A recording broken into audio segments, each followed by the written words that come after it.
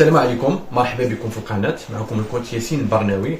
اليوم غنتكلموا على واحد الموضوع اللي بزاف د الناس كيبحثوا عليه واخا مخبعين، وكاين اللي كيسقسيوني عليه في لي ميساج او مباشره.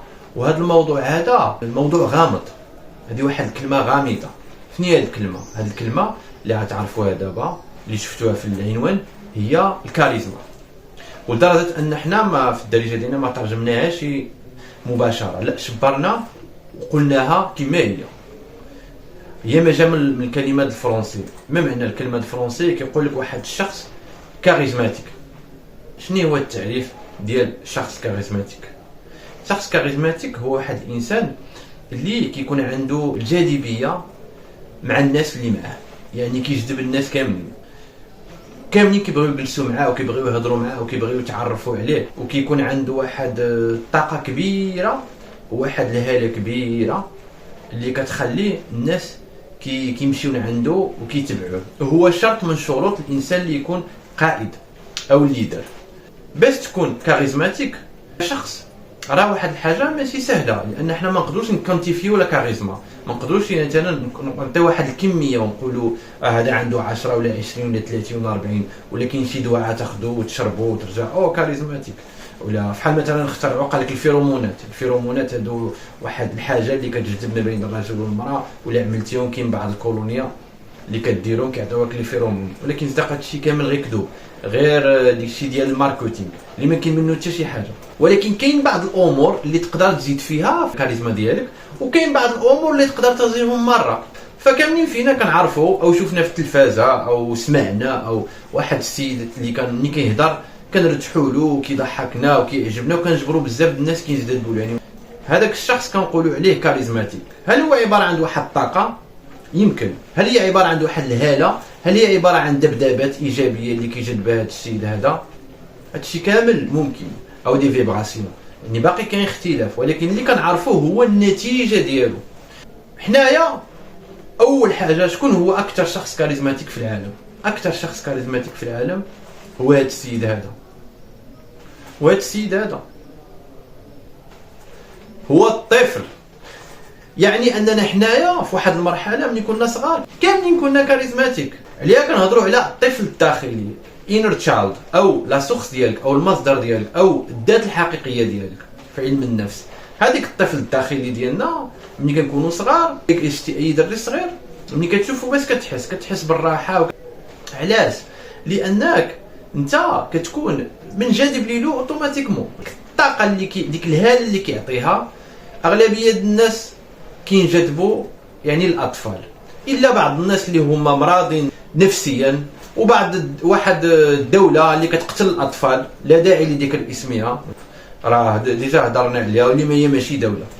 ولكن حنا اللي بغينا نقولوا في هذا الشيء هذا هو ان حنا فقدنا هذا الشيء هذا. حنا في NLP في البرمجه اللغويه العصبيه كنقولوا العوده لما فقدناه. يعني انت كتعود لمرحله الطفوله.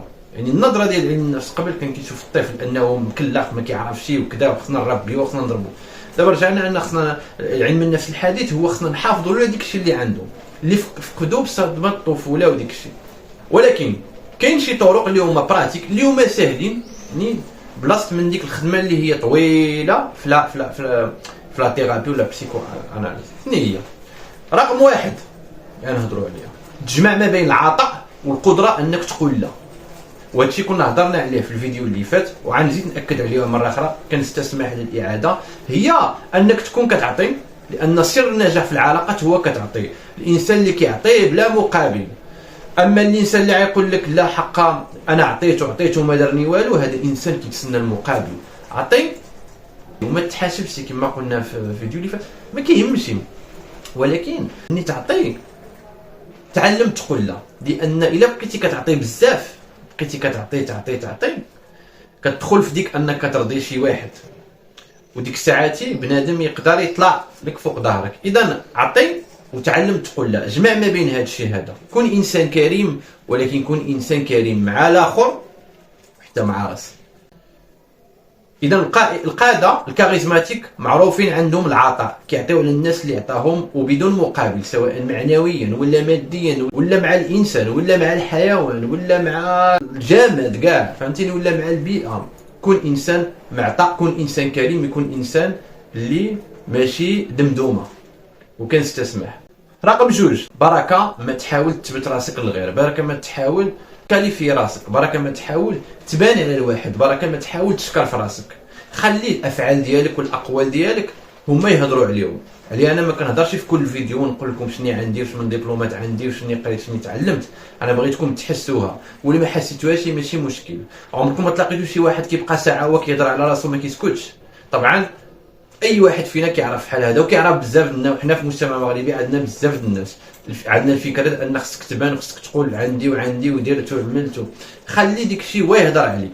الانسان اللي كاريزماتيك هو انسان كتجبرو السمع كثار من اللي يهضر، كتجبرو انسان هو كيشكر في الناس اخرين، لانه ما كيحتاجش يثبت راسو، لان انت ما كتهموش شنو الراي ديالك فيه. وهذيك الثقه في النفس كتخليه غاديونت. هذيك الثقه في النفس هي اللي كتجذب الناس لعنده، لان الناس كيزيدوا يرتاحوا. رقم 3، الغموض. والغموض ما كنقصدش عليه ديروا مناظره الشمس تلبسوا كحل بحالي، واخا نقدر شويه. الغموض كنهضر على الغموض الداخلي، ما تبقاش تقول على راسك كل شيء، ما تبقاش فيما تلقى شي واحد تبقى تعاود. حاول تخلي شي شويه ديك الناس يسقسيوك. الغموض يعني الميستير هو انك انت تكون كتسمع، يكون الصمت سكوت من ذهب. يعني عطيني الشخص الاخر يهضر وما تبقاش تعاود، خلي ديك الانسان هو يهتم بك وهو يسولك.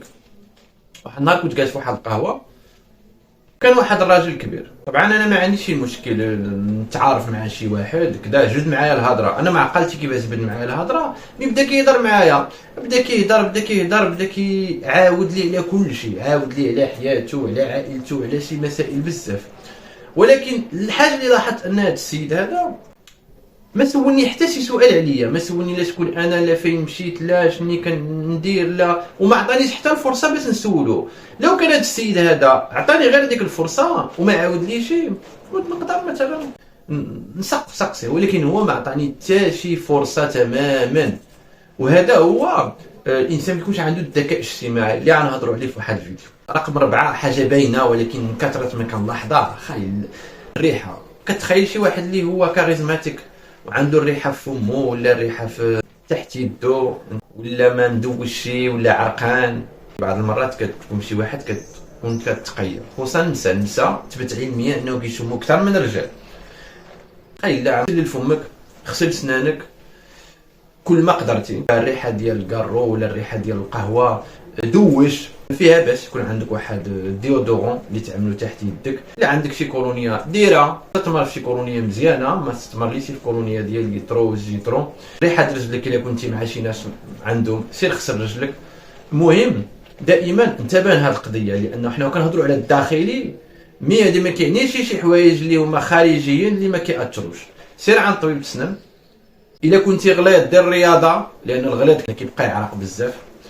دونك اي حاجه عندها الحل. الحاجه الخامسه، كون انسان انتريستينغ، كون انسان مثير للاهتمام، كون انسان عميق وما يكونش راسو خاوي. اجمع ما بين انسان كيضحك وما بين انسان اللي هو مثقف.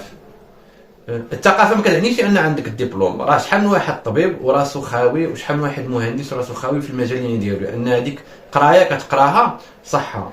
ملي كهضر على سونس دو ليمور، ملي كهضر على انك تضحك مزيان، ولكن ما تكونش كلون. اذا زدتي مع الانتيريسون وجمعتي ما بين السيريو والضحك وبجوج بيهم بوم جمعتي، لان الانسان اللي سيريو بزاف كيجي من الملل.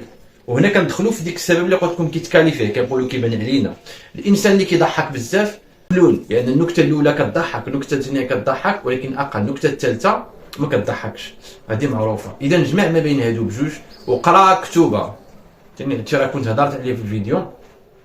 قرا ما كنتيش كتقرا، دير كاين كتوبه اوديو اللي كيتسمعوا، ما مثقف راسك. وبركه من انستغرامات ديال الضحك وديال هذا ودار هذا، والناس كتدخل الفلوس. ثقف راسك في الاقتصاد، في السياسه، عرف شنو واقع في الدنيا. ما تبقاش مبلوكي في شي حاجه، ما تبقاش كتعرف غير بارسا ومدريد. عرف بارسا ومدريد، انا ماشي ضد هذا الشيء، تفرج الافلام انا ماشي ضد هذا الشيء، ولكن خلي شويه، لان الناس كيخصها تسمع شي واحد انتريسون. وكون متاكد غتفاجئ باللي الناس اللي بعدا في التجربه ديالي اللي كتلاقاهم، ولا مول الحانوت ولا مول كذا، ولا وكتهضر على شي امور من بعد انا اللي كيهموني هما الحيوان، انا كيعجبني الحيوان كنهتم به. شحال كنتلاقى مع الناس وكيهضروا على الحيوان، الحيوان حقا لقات خصك تعقمو، كنهضر لهم على علميا علاش لقات خصو تعقمه وشحال لافونتاج. كيبدا فتح كيسمعني لان كيشوفني كنهضر بواحد الطريقه على ديك الحيوان اللي هو مساندش يسمع.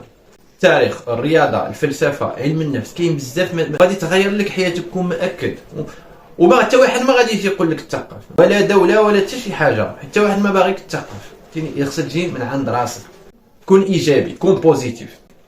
لان يمكن انت كتمشي كتشكي على شي واحد، كنقول لك والله ملي كتمشي وتعمل دور الضحيه وداروا لي كتسكي بهادي وبالدوله وباللي وقع لك وكضرب واحد الشكل شي بلي انت ما كتشوفهاش في راسك، ولكن مأكد انت بيدك كتعرف شي واحد او جوج او ثلاثه او اربعه، اما شي واحد من العائله ديالك، شي عمك، شي ولد خالتك، شي خاك، شي حتى قريب ليك، حتى الوالدين ما سمحنا منهم، شي صاحبك، شي واحد كتعرفو اللي كيطنطن لك راسك بالسلبيه. الطاقه السلبيه كتقتل الكاريزما. مزيانه تكون عندك النساء كيعجبهم يعاودوا من بعضهم، المشاكل كيخليهم يرتاحوا، مزيانه كتوقع، ولكن ما تعيقش، ما تخراش وتجلس فيهم كما كنقولوا. يعني كون متفائل، احسن الظن بالله. الرسول عليه الصلاه والسلام وكان شخص ايجابي، لو ما كان شخص ايجابي ما كانش الاسلام غينتشر في العالم كامل. اذا كون انسان كتنشر الطاقه الايجابيه وكتشجع الناس مهما كانت الظروف. الشخص الكاريزماتيك هو شخص اجتماعي سوسيال، يعني كيعجبو يدور بالناس ويهضر مع الناس وما كيحقر حتى شي واحد. كان هو انجينيور كتسيبو كيهضر حتى مع العساس ديال الشركه وكيقول له السلام عليكم وكيضحك معاه، ما كيبانش عليه. شخص اجتماعي مع كل شيء، ولكن او ميم طون هو شخص اللي عنده القدره يكون مع راسه، هو صديق دراسه، هو اجتماعي مع راسه. يعني كاين بعض الناس كيكونوا اجتماعيين. واحد السيده كنت كنعرفها، يعني فرنسيه، كنت كوتشيتا طبعا خدمت معها. كانت قبل كل نهار كتعيط لي تقول لي اجي نتلاقاو، ما كانش عندي الوقت دائما. قلت لها لا زعما، قالت لي ما كنكون مع راسي بوحدي يجيني فحال الاكتئاب. اذا هذيك الاجتماعيه خروج، اذا خصك تكون عندك تكون شخص اجتماعي، يعني تقدر تكون مع الناس، كيعجبك تكون مع الناس، مي او ميم طون تكون واحد الشخص اللي صديق دراسه. كما قال ماكسويل مالت، اذا كنتي صديق دراسك ما عمرك ما تحس بالوحده، تكون عندك القدره انك تكون مع راسك. وطبعا كاين بعض الناس كتجيهم صعيبه، وكاين طرق، كاين دي ميثود اللي نقدروا نخدموا عليهم، اللي ان شاء الله غادي نهضروا عليهم، بحال ميثود كوي، بحال مثلا التنويم الذاتي، لوطو ابنوز، التامل. هادو امور كاملين كيساعدوا نتقبلوا الذات ديالنا. اذا كنتمنى يكون هذا الفيديو عجبكم، وان شاء الله كاملين بكم تكونوا ناس كاريزماتيك، ناس كلشي كيبغي يكون معاهم، وتبداو وتقولوا بسم الله. اذا عجبكم هذا الفيديو ما تنساوش لايك، جيم، تعليق، وما تنساوش كذلك يعني تبارطاجيو وتابوناو معايا في القناه اليوتيوب، في انستغرام، في الفيسبوك، باش يجيكم الجديد. والله يجمعنا على عمل الخير. ايوا شكرا.